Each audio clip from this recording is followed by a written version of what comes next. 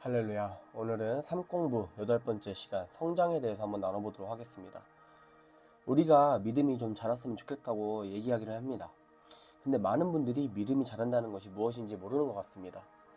어떤 분은 믿음이 좋다 이렇게 이야기를 하는데 믿음이 좋다는 것을 나름대로 생각은 하지만 딱 찍어서 이야기는 하지 못하는 것 같습니다. 그래서 우리가 믿음이 좋다는 것은 어떤 것인가, 믿음은 어떻게 자라는가, 성장이 있는가 하는 것을 우리가 이 시간 공부를 하고자 합니다.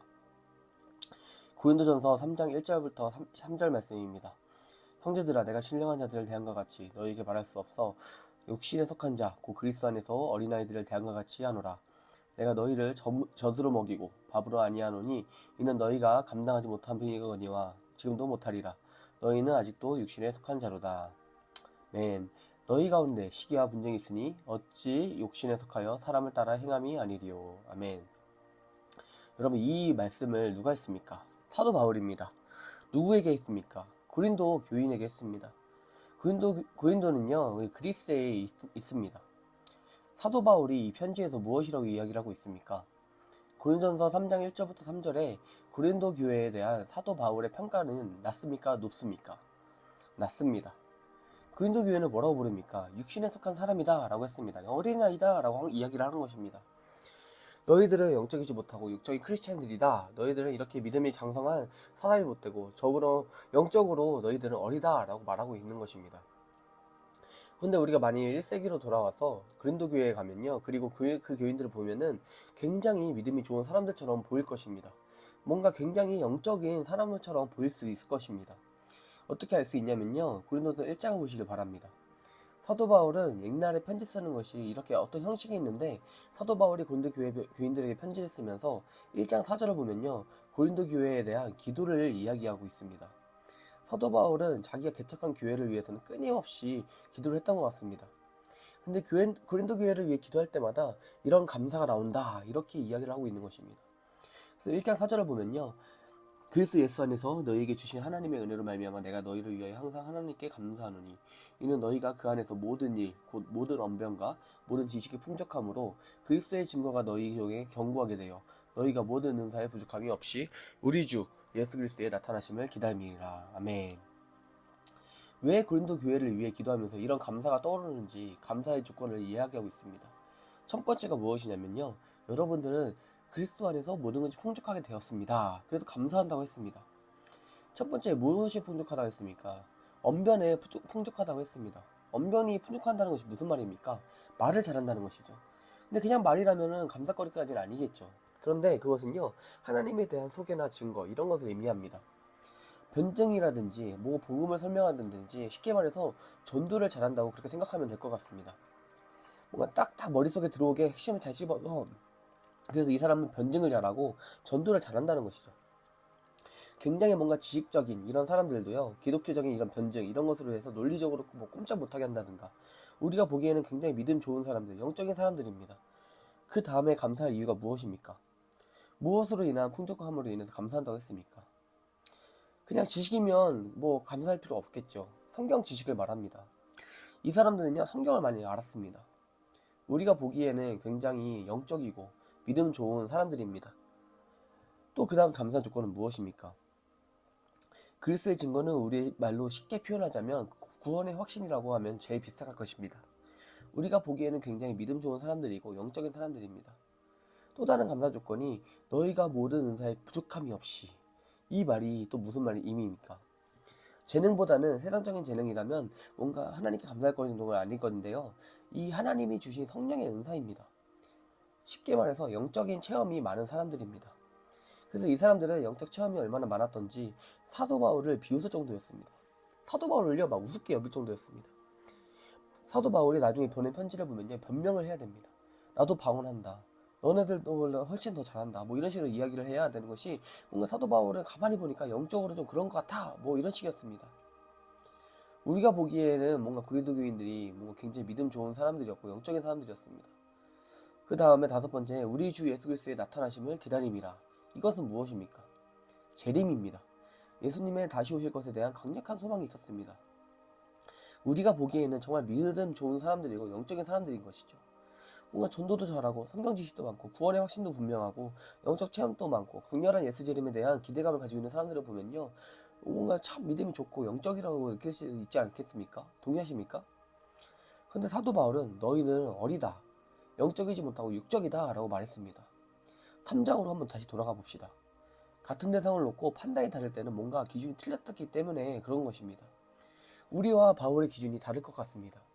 믿음이 좋다 안 좋다, 영적이다 아니다라는 것에 그럼 누구의 기준이 맞을까요? 사도 바울일까요? 아니면 우리일까요? 아마 사도 바울이 더 맞을 것입니다. 3장으로 돌아가서 왜 이런 평가를 내리고 있는지 한번 살펴보기를 원합니다. 3장 1절에 왜 너희들은 육적이다, 어린아이들이라 왜라고 이렇게 왜 이야기를 했을까요? 바로 시기와 분쟁 때문입니다. 우리에게 시기와 싸움이 왜 생깁니까? 욕심 때문입니다. 나와 같지 않기 때문에, 자기중심적이기 때문에 뭔가 여러 가지 이유는 있겠지만 대부분은 이 자존심의 싸움의 원인입니다. 자존심이란요, 이 건강하지 않은 의미로의 이 자아, 에고, 나입니다. 쇳덩어리입니다. 그런 얘기를 하나 들었습니다. 어떤 조그만 교회에 피아노 하나를 구입을 했는데요, 피아노를 어디에다 둘지 두 장로님의 의견이 갈렸다고 합니다. 그 교회는 성가대석이 단 위에 있었는데, 그래 성가대석이 단 위에 있으면 피아노로 단 위에 올라가야 하지 않냐라는 의견이 있었고, 또 다른 장로님은 성가대 때문에 이미 좁은데 피아노를 단 위에 올리는 것이 말이 안 된다면 내려놓자고 했다고 합니다. 의견이 갈리자 재직자들, 집사님들이 갈렸습니다. 맞아 이건 올려놔야지 하는 사람들과, 아니 그 좁은데 그 피아노를 내려놔야지 라고 하는 사람들이 생겼다고 합니다. 결국 교인들 사이에 의견이 갈리고 싸움이 되었고 교회가 둘로 갈라졌다고 합니다. 피아노를 단 위에 올리냐 안 올리냐 이거를 두고 말하는 것이죠. 세월이 지나서 5년 후에 두 장로님이 다시 만났다고 합니다. 오랜만에 보니 어색하기도 하고 반갑기도 해서 웃으면서 악수를 하고, 가만히 있자, 왜 그때 우리가 싸웠는지 모르겠다, 당신이 올려놓자고 했던가 내가 올려놓자고 했던가, 이렇게 이야기를 했답니다. 기억도 안 나는 일이 왜 그때는 그렇게 중요했을까요? 바로 다 자존심 때문입니다. 자존심 싸움인 것이죠. 죄로 병든 뭔가 에고 때문입니다. 우리 가정에서도요, 정말 뭔가 가정의 장래를 놓고 다투는 경우는요, 거의 없습니다. 그게 다 자존심 때문인 것이죠. 당신은 왜 말을 그렇게 짜증나는 어투로 합니까? 이런 것들입니다. 다 자존심이고요, 기싸움입니다. 우리가 겪는 갈등이 다 자존심, 나 때문인 것이죠. 이해가 되십니까? 우리가 진짜 영적으로 자라기 위해서는 자존심, 내가 죽어야 성숙한 것이고요. 자존심과 자아가 또 내가 뻣뻣하게 살아있는 동안은요, 영적인 것이 아니라 육적인 것이며 어린아이입니다. 교회가 왜 그렇게 시끄럽냐면 어린아이들이 모여서 그렇습니다. 아이들이 많으니 얼마나 시끄럽겠습니까? 우리는 자꾸만 어느 정도 직분을 갖게 되면 영적으로 성숙했다고 생각합니다. 여러분, 아닙니다. 설교 잘하는 어린이, 성경 많이 아는 어린이, 기도 많이 하는 어린이, 부지런한 어린이입니다. 그러니 체험하는 어린이, 방언하는 어린이, 아이들이 많으니까요, 시끄러운 것입니다. 뭔가 교린도 교회를 보면서요, 우리가 보기에는 얼마나 영적인 그런 사람들이 있겠습니까? 구원이 확실히 있었습니다. 성경을 많이 압니다. 영적인 체험도 있습니다. 그래서 우리는 그것이 믿음이 좋고 영적인 것이라고 생각을 하지만 사도 바울은 아니라는 것입니다. 정말 성숙한 것이 무엇인지 아십니까? 자존심, 내가 죽는 것입니다. 우리가 왜 그렇게 싸우는지 아십니까? 기싸움을 하는 것입니다. 그런 동안에 아무리 성경을 많이 알고 아무리 체험을 많아도요, 여러분은요, 육적인 것입니다. 영적으로는 어린아이인 것입니다. 우리 집사님들이 뭔가 성숙했다고 할 수 있는 것은요, 사역을 하다가도요, 의견이 다를 때 어떤 한 분이 뭐 죽고 사는 문제도 아닌데 뭐 그냥 그렇게 하세요 라고 하는 것입니다. 맞지 않습니까? 죽고 사는 문제가 아닙니다. 그런데 그것을 다 죽고 사는 문제로 만드는 이유가 무엇입니까? 우리가 어려서 그렇습니다. 육적이라서 그렇습니다. 우리가 정말로 영적인 사람이 되기 위해서는 자존심, 내가 죽어야 합니다. 그렇다면 어떻게 이것들을 죽이는가? 세상에서 가장 영적인 사람이 누구입니까? 예수님입니다. 그럼 예수님을 닮으면 되지 않습니까? 여러분, 예수님의 삶의 특징이 무엇입니까? 굉장히 쉽습니다. 빌립보서 2장 5절부터 9절을 봐야 합니다. 너희 안에 이 마음을 품으라. 곧 그리스도 예수의 마음이니 그는 근본 하나님의 본체시나 하나님과 동등됨을 취할 것으로 여기지 아니하시고 오히려 자기를 비워 종의 형체를 가지사 사람들과 같이 되셨고 사람의 모양으로 나타나서 자기를 낮추시고 죽기까지 복종하셨으니 곧 십자가에 죽으심이라. 이러므로 하나님이 그를 지극히 높여 모든 이름 위에 뛰어난 이름을 주사. 아멘. 이것은 누가 한 말입니까? 사도 바울입니다. 누구에게 한 말입니까? 빌립보 교인들에게 한 말입니다. 빌립보는요, 마케도니아에 있었습니다. 나중에 삼위일체 관해서는 미리 말씀을 드리지만요. 이것은 우리의 사고, 생각의 체계를요, 초월하는 것입니다. 우리가 사는 이 자연체계는요, 4차원의 세계라고 합니다. 공간 3차원에 시간을 합친 4차원입니다. 영적 세계라는 것은 5차원이 될지 6차원이 될지 7차원이 될지 모르지만요. 우리는 보다 더 높은 이런 것이기 때문에 기적이 상식이 되는 그런 것입니다. 우리에게는 기적이지만 그분의 세계에서는요. 기적이 상식이 될 것입니다. 그렇지만 거기 가면 이것이 분명할 텐데 이 자연체계 4차원에 지금 살고 있는 우리로서는 이해하기도 설명하기도 어려운 것입니다. 그래서 나중에 다시 한번 설명하겠지만 오늘 이 구절을 이해하기 위해서 잠시 설명하자면 우리에는요 영과 혼과 육으로 되어 있다는 것을 여러분 동의하십니까? 그러면 육체가 없는 혼은 무엇이라고 말합니까? 그럼 혼이 없는 육체는 무엇이라고 합니까? 바로 시체입니다. 저는 분명히 영과 혼과 육체로 나뉘어 있지만 그렇다고 영과 혼 그리고 육신이 나뉘어 있는 순간은요 죽는 것입니다. 이 세상의 삶이 끝나는 것이죠. 그래서 영, 혼, 육으로 되어 있지만 그거는요 하나인 것입니다. 삼위일체를 그렇게 보시면요 똑같습니다. 뭔가 완전히 똑같지는 않지만요. 그래서 삼위일체는요 가장 쉽게 생각할 수 있는 것이 하나님은 독불장군이 아니라 공동체입니다. 그것 아셔야 합니다. 그래서 하나님은 사랑이시다 하는 말이 삼위일체가 아니면 설명이 안 됩니다. 하나님은 사랑이시다. 그러면 본질적으로 사랑이시면 사랑은 대상이 있어야 되지 않습니까? 하나님이 독불장군이셔서 자기가 자기를 사랑하면 그것은 사랑이 아닌 것입니다. 사랑이라는 단어 자체는요 대상이 있어야 합니다. 그래서 하나님은 독불장군이 아니라요 공동체이십니다.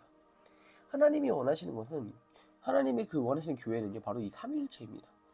삼위일체 하나님을 엮고 있는 이 끈끈한 사랑으로 엮어진 이 공동체를 만드는 것을 교회를 통해서 재현하고자 하는 것이 바로 하나님이 교회를 세우신 목적인 것이죠. 성부 하나님이 계신 곳에는 성자 하나님, 성령 하나님도 계십니다. 하나님의 공동체이라 라고 생각하시면 될 것 같습니다. 우리가 머리에 그림을 그리기 위해서는요 하나님이 세 분이라고 하십시다. 성부 하나님이 성자 하나님께 아무리 그래도 우리가 인간을 구원하기 위해서는 누군가 인간으로 가야 할 텐데 라고 했습니다. 그때 성자 예수님이 제가 가겠습니다. 제가 그 일을 맡겠습니다. 라고 자원하셨습니다. 그런데 삼위일체 하나님은요 영광에 있어서나 능력에 있어서나 신성에 있어서나 동일하십니다. 이 말을 들은 성자 하나님이 저를 보내주십시오. 제가 가겠습니다. 라고 하신 것입니다. 자기를 비워 순종하셔서 인간의 몸으로 오셨다는 것입니다. 인간의 몸으로 오셔서 성부 하나님과 동등한 분인데도 죽기까지 성부 하나님께 복종하셨다. 이렇게라고 이게 성경은 말하고 있습니다. 아멘. 6절 말씀에 그는 근본 하나님의 본체시나 하나님과 동등됨을 취할 것으로 여기지 아니하시고 아멘. 삼위일체 하나님이시라는 것은요 신성이나 능력이나 뭐 그런 것에 있어서 똑같은 것을 말합니다. 그런데 그 삼위인데 동등함을 취하지 않으시고 내가 왜 그래야 됩니까? 라고 안 하시고 저를 보내셔서 내가 가겠습니다. 라고 하신 것입니다. 7절부터 말씀에 오히려 자기를 비워 종의 형체를 가지사 사람들과 같이 되셨고 사람의 모양으로 나타나서 자기를 낮추시고 죽기까지 복종하셨으니 곧 십자가에 죽으심이라. 이러므로 하나님이 그를 지극히 높여 모든 이름에 뛰어난 이름을 주사 아멘. 이 성자 예수 그리스도의 마음을 가지라는 것입니다.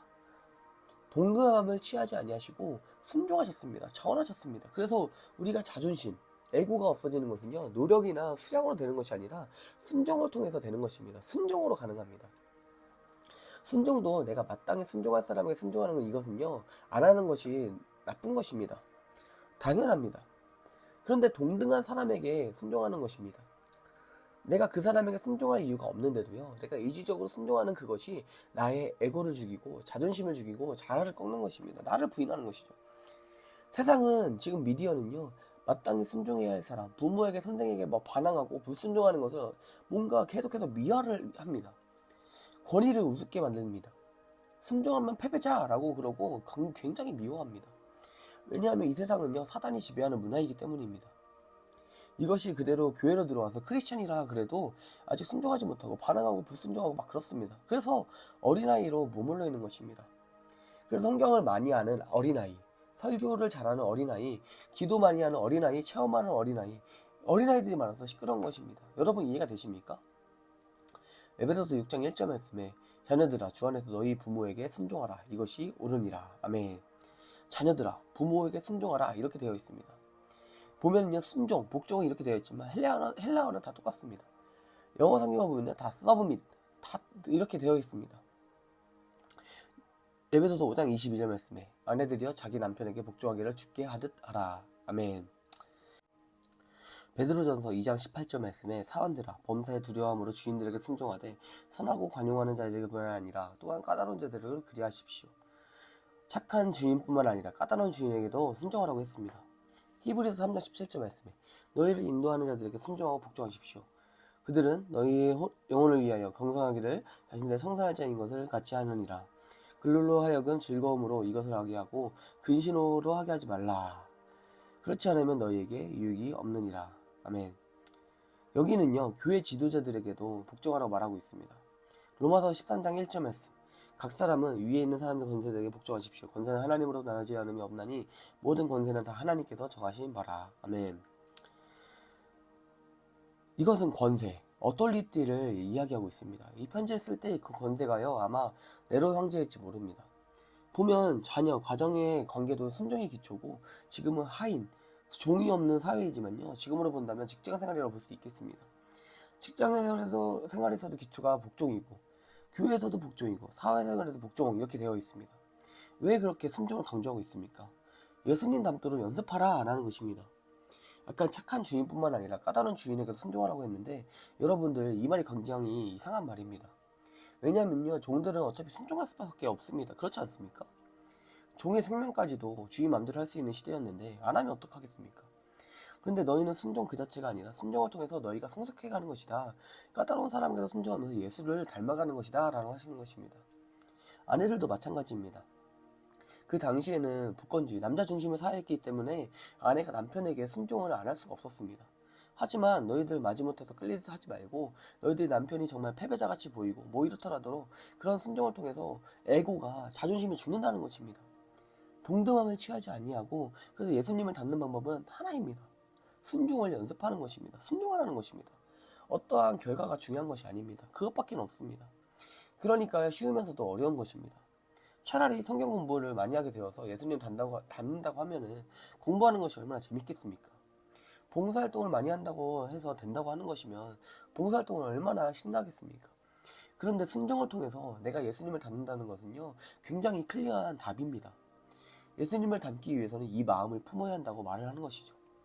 이 말씀의 배경이 어떻게 되었냐 하면요 빌립보는 여자들이 세운 교회인데 이렇게 편지를 쭉 읽어보면 지도자급 여자 둘이서 굉장히 라이벌 의식을 가지고 있는 것을 그런 거 볼 수 있습니다. 그래서 문제가 생기고 있는 것입니다.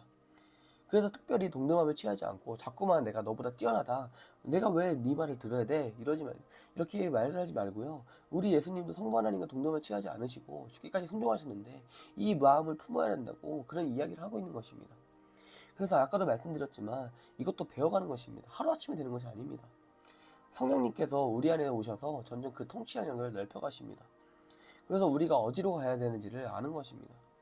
그래서 점점 더 순종을 연습하면서 점점 이제는 사소한 일에 목숨 걸리는 일이 없어지고 그러면서 우리가 점점 원숭미에 도달하는 것이죠. 차차 되는 것입니다. 그것도 내 노력이나 수영으로 되는 것이 아닙니다. 하나님께서 우리에게 역사하는 것입니다. 아멘. 그래서 우리가 해야 하는 것이 무엇인가 하면요 그 연습을 해야 됩니다. 그 중에 하나가요 뭔가 자꾸 잘만 척하는 거, 뭔가 척척하면 자기 주장하는 거, 뭔가 그런 자기중심적인 그런 나쁜 습관을 하지 말아야 합니다. 죽고 사는 문제가 아니면 그렇게 합시다. 네, 좋겠네요. 이 연습을 자꾸 하십시오. 그래서 순종을 통해서 다시 말씀드리자면 내가 뭔가 마지못해서 순종해야 될 사람에게 순종하는 것은요 누구나 합니다. 그런데 마지못해 하지 말고 진심으로 하는 것입니다. 진심으로, 중심으로 순종을 연습하라는 것입니다. 그래서 아내도 남편에게 순종할 때 예수님께 하듯이 하라고 하지 않습니까? 남편으로 생각하지 말고 예수님 대하듯이 순종하라는 말씀을 한 것입니다. 남편에 대한 순종을 좀 설명하자면 절대 복종으로 좀 다릅니다. 이것을 잘못 이해하고 뭔가 남편 하라는 대로 하라는 것이 아닙니다. 그렇다면 부부를 만들어주신 목적이 없어지는 것이죠. 하나님께서 서로 약한 부분을 보충해주라고 만들어주셨는데 남자가 하라는 대로 여자가 다 해버리면 부부로 만들어주신 목적이 상실되는 것입니다. 잘 이해하셔야 합니다. 그래서 죽게 하듯이 하라는 그 핵심이 무엇이냐면요 그의 권위를 인정해 주라는 것입니다. 그래서 무슨 일을 놓고서 기도하다가도 뭔가 다른 것 같다, 뭔가 복잡하게 얽히는 것 같다 그러면요 아내도 자신의 이견을 이야기할 수 있어야 합니다. 특별히 여자들은요 남자가 못 보는 면을 많이 보기도 합니다. 그런데 이 이야기를 했는데도 남자가 설득을 안 당하고 여전히 자기 의견을 내세우면요, 그때는 그냥 남자 결정을 쫓아주라는 것입니다. 이유가 뭔가 하면요, 예를 들어 남편이 어떤 엔지니어로 대학 졸업을 하고 어떤 직장에 취업을 했습니다. 프로젝트를 하나 맡았습니다. 그런데 테크니션 엔지니어가 밑에 있었습니다. 그 사람은 한 30년 경력이 있었습니다. 그래서 이 젊은 엔지니어가 이렇게 하자는 것입니다. 그런데 이 30년 경험이 있는 사람이 볼 때는 예전에 그렇게 해서 실패한 경험이 있고 그렇게 해서는 안 되는 것입니다. 그러면 이야기를 해봐야 하는 것이죠. 그거 전에도 같은 문제가 있어서 시도했었습니다. 그런데 예전에 우리가 해봤습니다. 근데 이 젊은 뭔가 상관이 계속해서 하자고 하면 결국 끝에는 거기서 어떻게 합니까? 하라고 해야 됩니다. 왜냐하면 그 사람이 프로젝터 매니저고 상관이니까 그런 것입니다. 그래서 안 되면 누구 책임이겠습니까? 책임이 누구한테 있습니까? 매니저한테 있지 않습니까?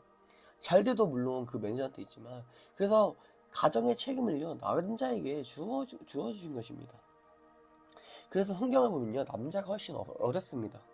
여자는 죽게 하듯이 순종하라고 했는데 남편은 아내를 그리스도가 교회를 위해서 목숨을 바친 것처럼 사랑하라고 했습니다. 이것이 희생의 사랑입니다.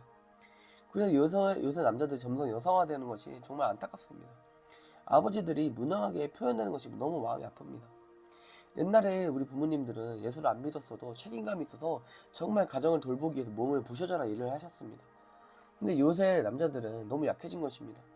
그래서 남자의 사랑은요, 희생의 사랑입니다. 이게 훨씬 더 어렵습니다. 가정의 책임을 남자로 세워줬기 때문에 하나님 앞에 섰을 때 여자에게는 너 믿음 하나 잘 지켰느냐, 그거 하나 물어보십니다. 그러나 남자에게는, 가장에게는요, 너 믿음 잘 지켰느냐 물어보시고, 또 너의 자녀들을 믿음을 잘 키웠느냐 물어보시고, 또 가정을 위해 목숨을 바치면서 사랑하고 지켰느냐라고 남편에게 물어보실 것입니다. 왜냐하면 남자를 가정의 가장으로, 영적인 지도자로 하나님이 세워주셨기 때문입니다.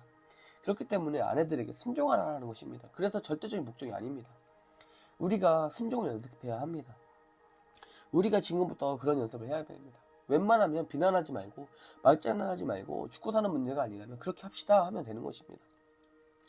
이렇게 순종을 연습하면서 내가 특별히 나와 비슷한 사람에게 내가 왜 이 사람의 말을 들어야 돼? 이런 생각이 들 때 꼭 참고 순종을 연습해야 합니다. 그러면 에고, 내 자아가 와르르 무너지는 것을 느낄 것입니다. 이러다 보면 어느새 자기를 보면요, 굉장히 성숙한 모습이 되어 있는 것을 볼 수 있을 것입니다. 자기 스스로 이런 모습이 되어 있는 것입니다. 그래서 순종은요, 이것은 예수님을 닮아가는 것이라고 했습니다. 예수님의 삶의 특징이 의외로 사랑이 아니라요, 순종입니다. 사랑은 하나님의 성품을 사랑으로 묘사하고 예수님은요, 순종입니다. 순종.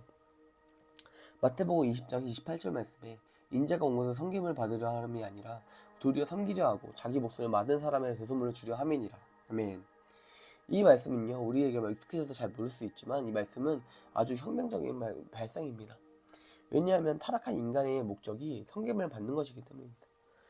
그래서 이 세상에서 우리가 살고 있기 때문입니다. 왜 내가 높아지려고 합니까? 여러분을 섬겨주는 사람이 많아져서 그렇지 않습니까? 그런데 높아지면 높아질수록 우리가 그걸 더 추구하는 이유가 무엇인가 하면요, 부려먹는다 이런 것보다는 나의 꿈과 어떤 이상을 실현할 수 있는 도구가 많아지기 때문에 그렇습니다. 자원이 많아지는 것이죠. 높아지면 높아질수록 내가 뭔가 부려먹을 수 있는 사람, 내가 하라고 하면 할 수 있는 사람, 내가 마음대로 쓸 수 있는 사람, 어떤 자원 이런 것들이 많으면요, 많을수록 점점 나는 성공한 사람인 것입니다. 왜 그렇습니까? 내 꿈, 야망을 펼칠 수 있기 때문에 그런 것입니다. 그런데 예수님께서 이 세상의 생각과 180도 다른 발상을 하십니다. 이것이 혁명적인 발상입니다. 내가 세상에 온 것은 섬김을 받으러 온 것이 아니라 섬기러 왔다는 것입니다. 그래서 어느 정도까지 섬기는가? 높아지려고 온 것이 아니라 내가 목숨을 버리는데 그것까지 하려고 내가 왔다고 하시는 것입니다. 그래서 자꾸만 교회에서 섬김 하는 이유가 어떤 테크닉으로 이해하는 이야기가 아니고요, 우리의 인생이 목적이 그런 식으로 바뀌어야 한다는 것이죠. 세상 사람들은 다 내가 섬김받기 위해서 인생을 살아갑니다. 그것도 목적으로 살아갑니다. 하지만 우리는 왜 출세하려는가, 왜 성공하려는가? 더 섬기기 위해서인 것입니다. 나를 섬겨줄 사람을 더 늘리기 위해서가 아니라 내가 더 많은 사람들을 섬기기 위해서인 것이죠. 여러분들이 섬기는 것이 뭔가 손해보는 것 같아 보이기도 합니다. 하지만 사실 크리스천들의 자유가 여기서 오는데, 우리가 아까 모든 갈등의 원인이 자존심 때문에 왔다고 했습니다. 두 번째 원인은 섬김을 받고자 하는 욕구 때문에 그렇습니다. 부부끼리 왜 싸웁니까? 아내는 남편이 섬겨주기를 원했는데 안 섬겨주고, 남편은 아내가 자기 자신을 섬겨주기를 원하는데 안 섬겨주고, 시어머니가 며느리가 왜 갈등이 생깁니까? 시어머니는 며느리가 자기를 좀 더 섬겨주기를 원하는데 그런 것입니다. 며느리는 시어머니가 자기를 좀 더 친딸처럼 섬겨주기를 원하는데 그렇지 않은 것이죠. 자기가 원하는 대로 해주지 않아서 그렇습니다. 우리는 모든 갈등이 섬김을 받고자 하는 욕구 때문에 일어난 것이죠. 근데 예수님이요, 이것을 확 바꿔버린 것입니다. 우리가 점점 더 예수님을 닮아가는 것, 이것이 무엇인가 하면요, 섬김을 연습하는 것입니다. 섬김을 연습해야 합니다. 그래서 목자로 세워지고 영적으로 자라나고 성숙해나가는 이유가요, 우리 자기 뭔가 성수를 연습하다 보니까 알게 모르게 아름다운 삶을 살아가게 되는 이유가 무엇인가, 바로 이 섬김을 통해서 예수님을 닮아가는 것입니다. 그래서 점점 내가 섬김을 받고자 하는 욕구들이 줄어들고, 그 다음에는 우리가 섬김의 삶을 살면서 드디어 우리가 성숙한 사람이 되어지고 영적인 삶이 되는 사람이 되는 것입니다. 그래서 딱 두 개입니다. 성종과 섬김. 이것이 우리를 예수를 닮아가게 만드는 방법인 것입니다. 두 가지 방법인 것입니다. 그래서 성경에는 그런 이야기가 많이 있습니다. 섬김 자체가 너무 중요하기 때문에 내가 이렇게 섬겨주면 뭔가 줄 거다 하는 이런 섬김은요, 우리에게는 전혀 도움이 되지 않습니다. 그래서 성경에는요, 언제든지 일방적으로 섬겨주라는 것입니다. 없는 사람들을 위해 섬기라는 것입니다. 돌아갈 곳이 없는 사람들을 섬기라는 것입니다. 나를 섬겨줄 수 없는 사람, 대갚아줄 수 없는 사람들을 섬겨줘야 합니다. 왜 그렇습니까? 섬김 자체에는요, 가치가 있어서 그렇습니다. 섬김을 통해서 우리가 예수님을 닮아가기 때문에 그렇습니다. 그래서 예수님을 닮아가는 가장 큰 이유가 무엇인가? 성숙해지는 것을 통해 우리가 얻어지는 가장 큰 은혜가 무엇인가? 그것이 자유함입니다. 삶의 자유함입니다. 가끔 교회에서 식사를 같이 할 때 식사가 끝나면 나이 드신 분들이 치우기 시작하는 것입니다. 그러면 막 젊은 집사님들이 막 기겁을 합니다. 몸에 배어버린 것이죠. 그러니까 어떻게 됩니까? 존경받지 않습니까? 그리고 이런 분들을 보면 여유가 있지 않습니까? 얼굴 표정하고 얼굴만 편하고요. 이런 성숙도가 어디서 왔는가? 예수님을 닮기 위해서 순종을 연습해왔고 섬김을 연습해와서 그렇습니다. 여러분들도 이 순종과 섬김, 그런 것들을 연습하기를 바랍니다. 사랑하고 축복합니다.